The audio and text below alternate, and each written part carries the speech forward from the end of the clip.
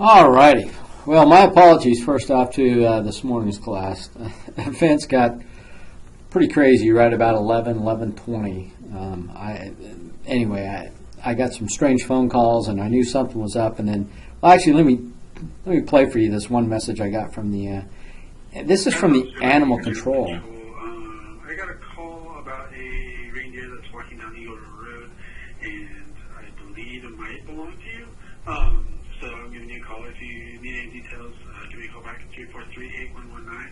And last I heard it was at Eagle Road in Crestview, headed towards Walmart. Anyway, have a good day. Anyway, you know how a day's going to go when you get a call about potential animals that aren't even your own. You're watching them for a friend that are out on the road.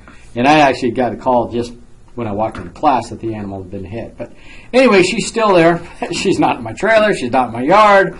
But at least she's back in the woods. But anyway, that was an unusual situation.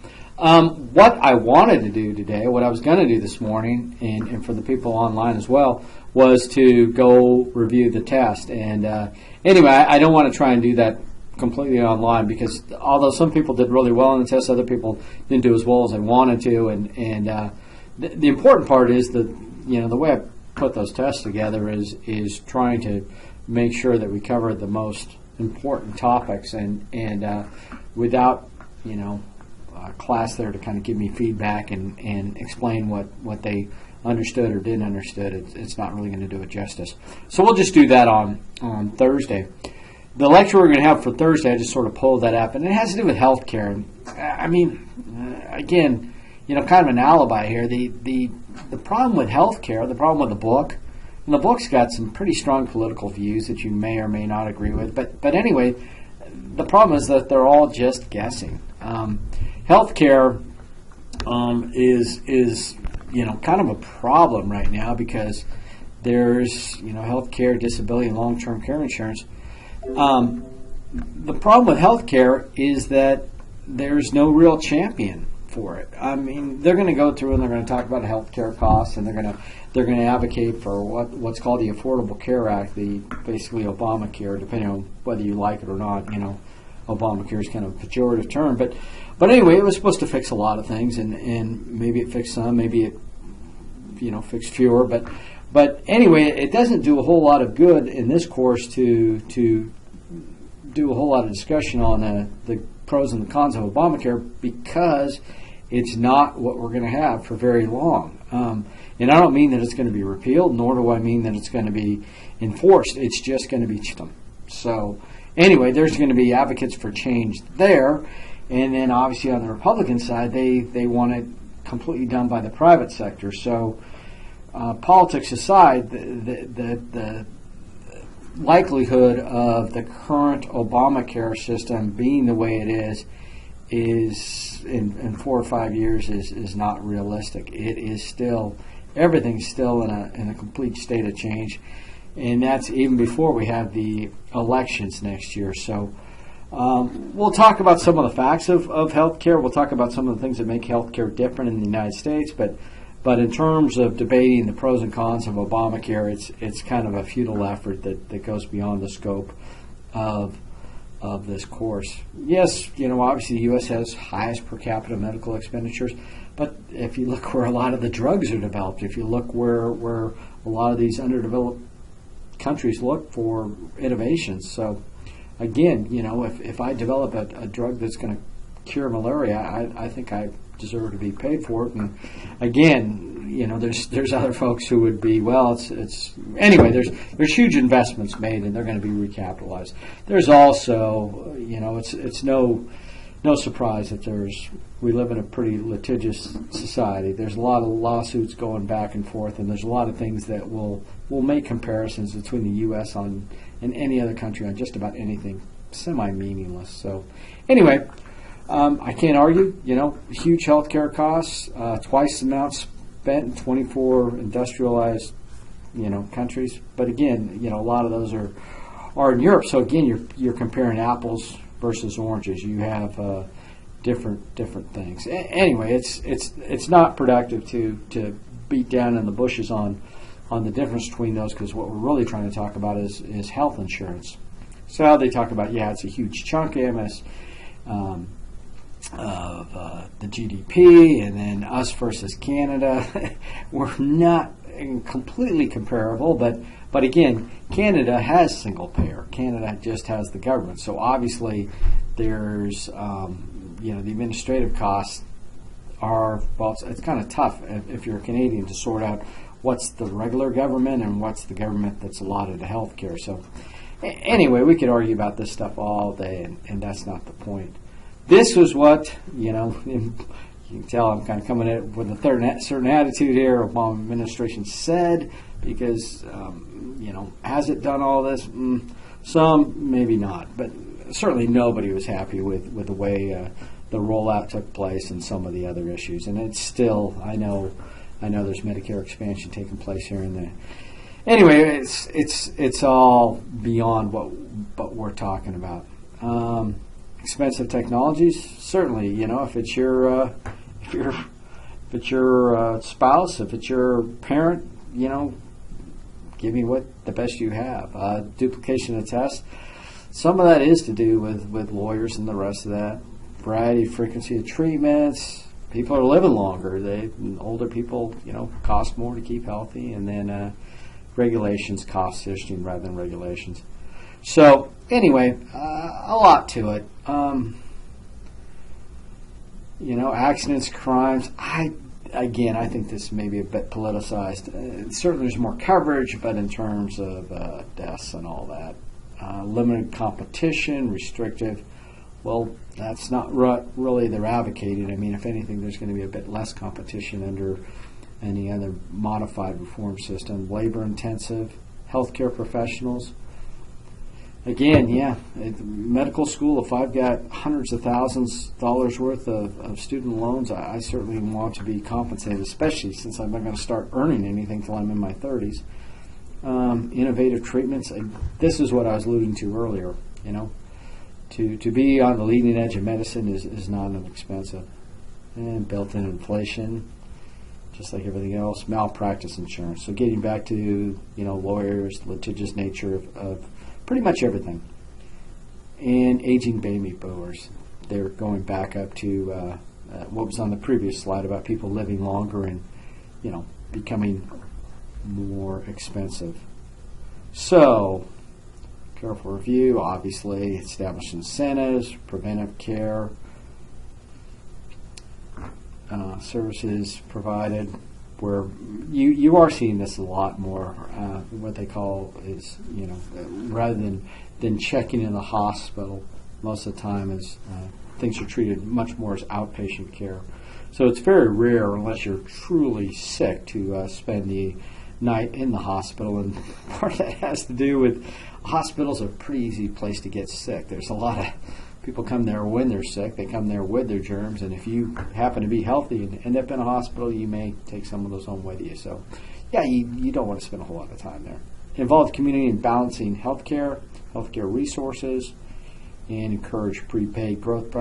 This prepaid notion that may go away if we're under more of a national group health insurance policy. So if people quit smoking because they saw a don't smoke sign, or quit drinking because they were told that alcohol was evil, obviously there's limits on that. People are going to do what people are going to do to a certain extent. I'm not trying to be pessimistic here, but it just is frustrating that most of these solutions that they're proposing have been tried and are not 100% effective, obviously. How can you reduce it? Okay, flexible spending accounts. Many times when we talk about this cafeteria plan, when you come in as a new employee, often there is an option to set up a flexible, like a health savings account that has a tax privileged status. And if that's something that you're interested in and you qualify for it, there's income limits.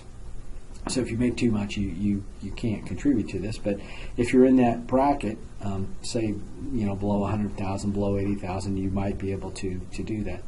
High deductible health plan. everything's kind of a high deductible health plan. Or, well, no, not necessarily a high deductible health plan. Everything's a high premium health plan. So there's some premiums under Obamacare at the lower standard that are like $6,500 per year. For most people, that's a health emergency. That should not be a insurance payment. What they did have was they had people who were, young, fit. The maximum deductible is limited, so you don't have that freedom in the marketplace. Expensive generic drugs, you're not necessarily going to ask for generic drugs. You're going to be given generic drugs. So, again, there's not a whole lot of choice in that one. Mail order pharmacy, you will get generally the drugs by the cheapest source that's available. Low cost coverage, that's part of the plan. And what else can you do? Most of these plans, there are some state modifications, but a lot of it's going to be done at the national level. Follow-up procedures with doctors, certainly to the extent you have. Investigate non-urgent procedures. So again, people going to the emergency room because they have a cold or because they have a fever. Sometimes it's warranted, sometimes it's not. Billing statements for errors. That's not going to change regardless of the system. And then unfair decisions by your health plan. What you can do.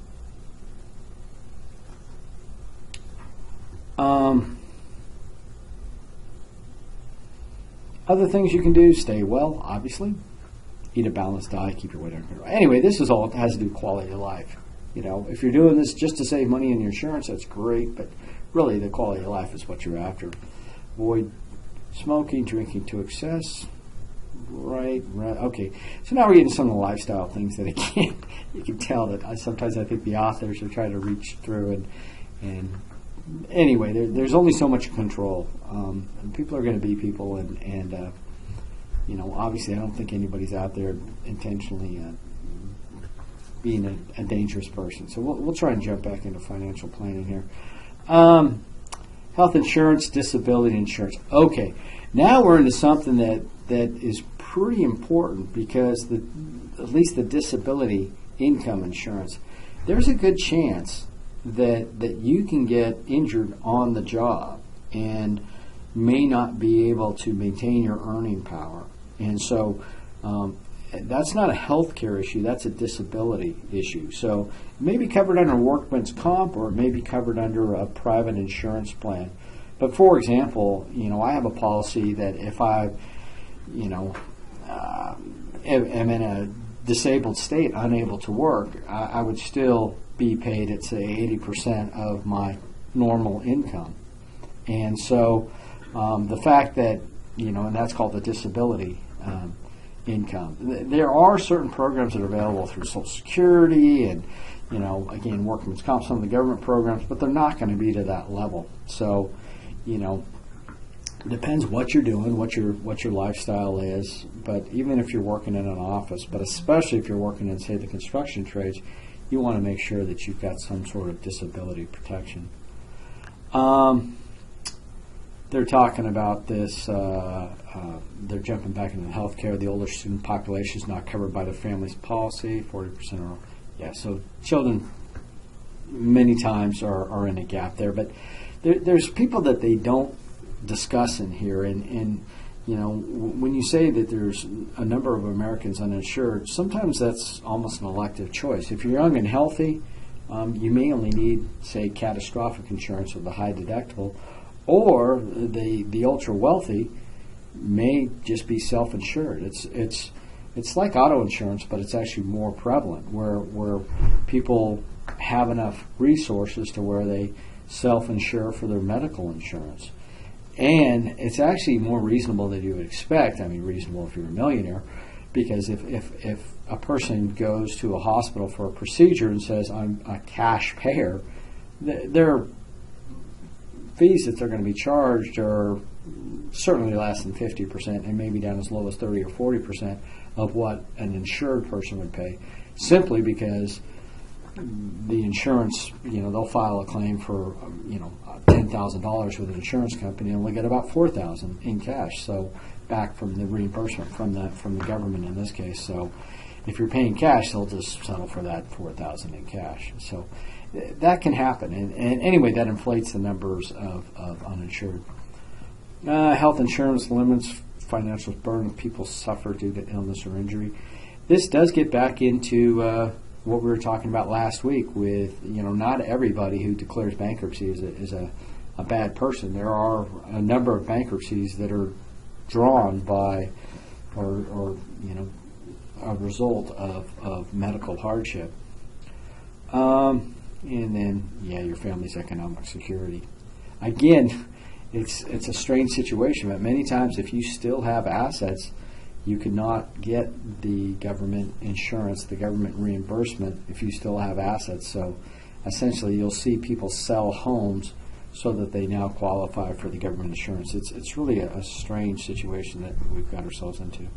But the disability insurance is, this is exactly where your ability to earn your income, which is separate than health insurance. Disability insurance just means that, okay, for my chosen profession, I can no longer perform it. I was making, $100,000 a year doing that, and due to my insurance policy, I can now, maintain a lifestyle, and I'll get about $80,000 a year from my insurance. It typically will not be 100%, but that's fine because your expenses, if you're, not having to drive back and forth to work and, go out to lunch all the time and the rest of it. It depends. It depends how disabled you are. I could probably end up spending more money in my disability time, but you'd have to be a bit more creative. Group health insurance. Yeah, this is what we're sort of in this transition state. But yeah, most people were insured through their work, from where they work, and so they ended up on a group health insurance plan. And it was subsidized typically by their employer. Exactly. Employer sponsor, employer pays part of the cost.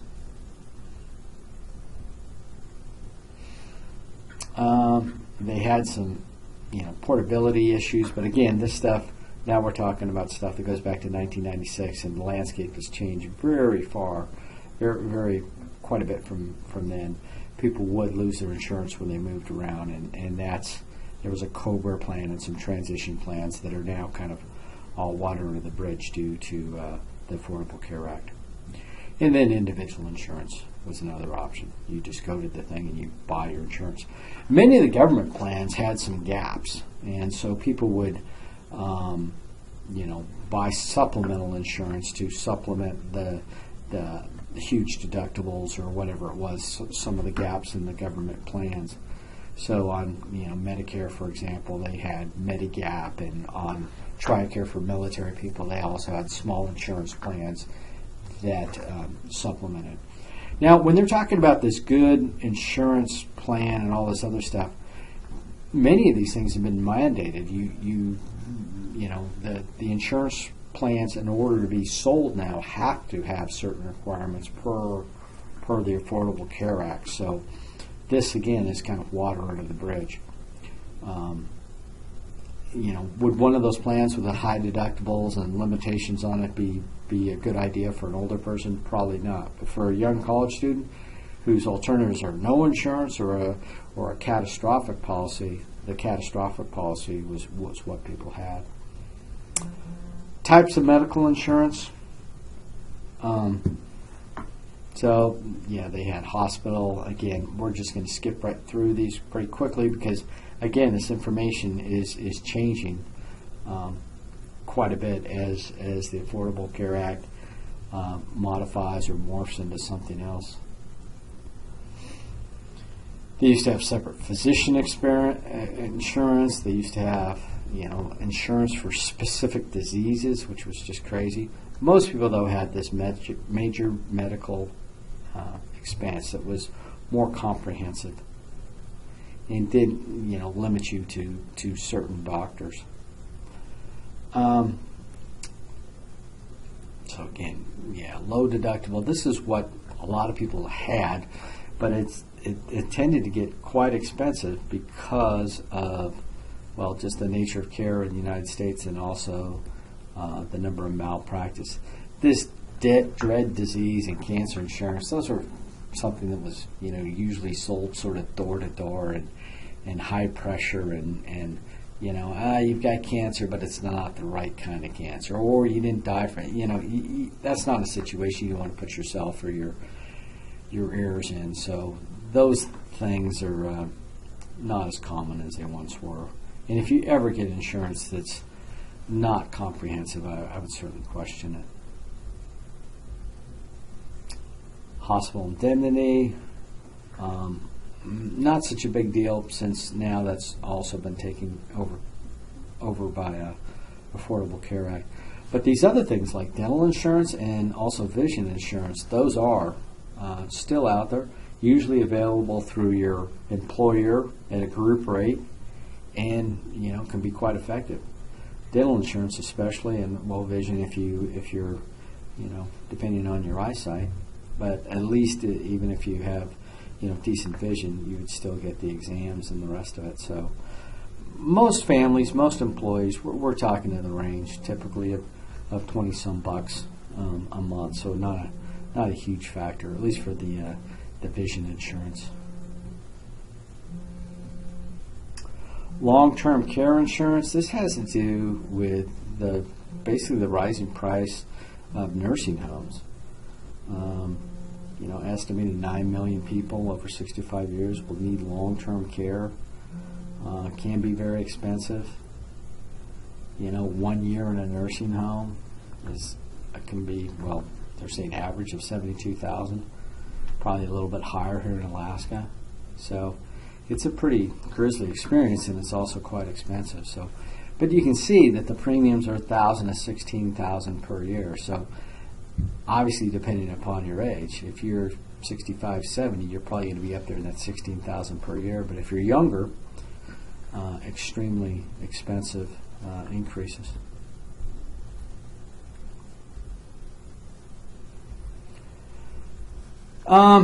They're going to talk about the eligibility, the assigned benefits, the internal limits. We'll just scroll down through this. Again, it's almost like auto insurance, where you have these different rates and you have the internal limits. But again, we're moving away from this. We're getting into what is mandated per the government.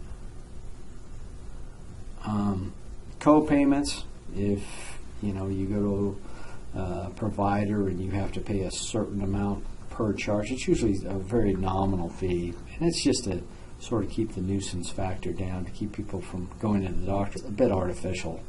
The doctor's office will charge a pretty outstanding amount for a procedure, but what's actually received from the insurance company is quite a bit less, and the doctor knows that, so their bottom line is it's all just kind of a game of mirrors. Like I say, this is just a frustrating section to talk about, because there's so much of it that is evolving and is kind of nebulous.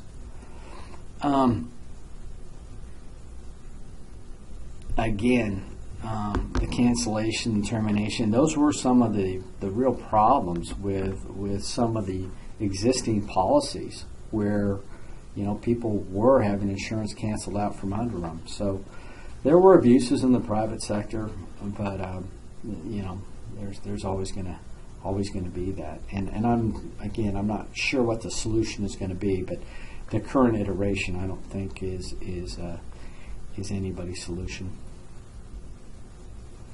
Private insurance companies, that was kind of the standard up until recently. You always had it for the older folks. Blue Cross and Blue Shield were some of the private agencies, but almost have a government feel due to their size. And then prepaid health care, you had HMOs, health maintenance organizations. Again, this is all changing a bit. Preferred providers under the HMO, if you go in-network, out-of-network, again, rapidly changing. But in order to minimize costs, they would have folks stay within the network and go to certain doctors, and as a way of managing the care, trying to control costs. And then some of the home care type things. Again, if you can get people out of the hospital, and most people would like to stay in their home if possible. So there is quite an entrepreneurial effort, and it serves everybody in terms of not only the patient but also the businessman who puts that together. That people, if given the opportunity and can get the care they need, especially in a hospice type situation where people's their prognosis is fairly grim. It is a bit better quality of life. Employer self-funded healthcare plans. So we're going through a whole iteration, but again, it's changing continuously. New healthcare accounts, flex spending accounts. We address those a bit, where you can set aside tax-advantaged funds, money that you put in these accounts that essentially is untaxed, that you can draw upon for authorized health care expenses. These two programs will probably stay around: Medicare and Medicaid, the hospital insurance, and also the medical insurance, and then the Medicare Advantage, prescription drug benefits and under Part D. And again, but these were primarily for older folks, for the elderly. They had the Medigap, these supplemental plans that take care of some of the gaps in there. And then Medicaid is more of a, I don't think it's pejorative, it's called a welfare type program. Low income, state administered. So those will not change necessarily. In fact, a lot of people who applied for Obamacare, the Affordable Care Act, on the lower income actually ended up going into Medicaid, not Obamacare, where people typically pay a premium. The fraud is, that's a win-win to get rid of that. It obviously, if you can ferret that out, that certainly helps. But yeah, there's some statistics that exist in the United States that are pretty telling. The number of people living over 100 years is skyrocketed. Are there really that many people living over 100 years? Not as many as you would think. What it is a lot of folks who just haven't quite died on the books yet and are still receiving checks. So again, there's quite a bit of fraud. There's quite a bit of folks that that have long since passed away who somebody connected with them is still getting the check. So if you're looking for fraud, you can certainly find it in the Medicare, Medicaid, and any of those programs. They're going to go through the Affordable Care Act, tax credits, other things, 26. It all sounds great, but we know that, it can have unintended consequences. There's some information out there on some of the, HHS site if it's up. National Institute of Health. It's got a couple different sites. Now, getting back to disability insurance, this is what, is a fairly compelling need for anybody in any state of life. This is not going to change. This is not going to likely be modified by any government program that's coming out. So, more likely than death at any age. I mean, modern medicine, that people are accidents that used to kill people, now people survive, but maybe just barely, and they end up in a disabled state. So sure, true. Regular cash and expenses go up. Yeah, they can go up. I mean, certainly the medical expenses, but there are other expenses. It depends on the situation. So if you can still do some sort of work, you may not be qualified to be able to continue at your previous job, but if they say you can work doing something else, then they may squabble. So you want to read the policy on that.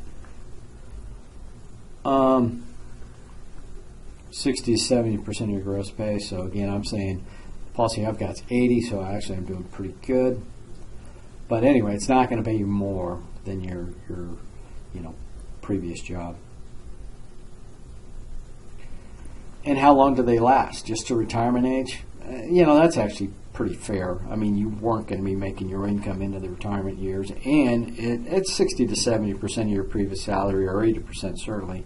You still ought to be able to, if you know this going in, you ought to be able to save a little bit for your retirement out of your benefits. So it's insurance. It's meant to cover what's missing, and what's missing in this case, in the case of disability insurance, is your ability to work until your retirement age. So anyway, if the policy for 65 was quite a bit cheaper, I would probably go for it, because what I'm looking for would be to maintain the same life that I had before I was disabled. How long's the waiting period?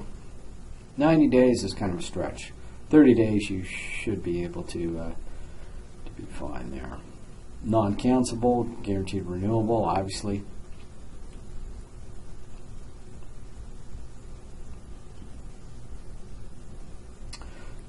The insurance I've got is through the employer, and that's pretty typical. Typically, employer group, whether it be medical or disability insurance, is normally subsidized and a better deal.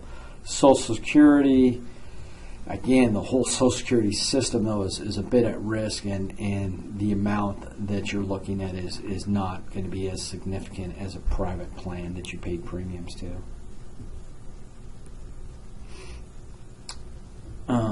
Workman's compensation, certainly. If you ever are injured at work, you definitely want to make sure that you follow all the procedures and that it's documented. You do not want to let something go on for weeks or even days. You need to report it. It needs to be documented. So, but if it is at work, all things considered, I mean, nobody wants to be disabled. But if it's going to happen, also the class, but things were kind of out of my control this morning. No homework this week. What we're going to do on Thursday is we're just going to review the test. I really want to spend some time on that and go through and spend the entire hour to make sure that we understand everything that's on there. And again, thanks for your patience during this lecture. I mean, this is a tough one to really talk about. You definitely need some health, some medical insurance, but the form of that, it's number one, very political. Number two, it's anything I say is going to be very dated the minute it's said, because it's changing quickly, and there's good and bad in any of the systems that are proposed, and that's what makes it such a difficult topic. All right, we'll see you on Thursday.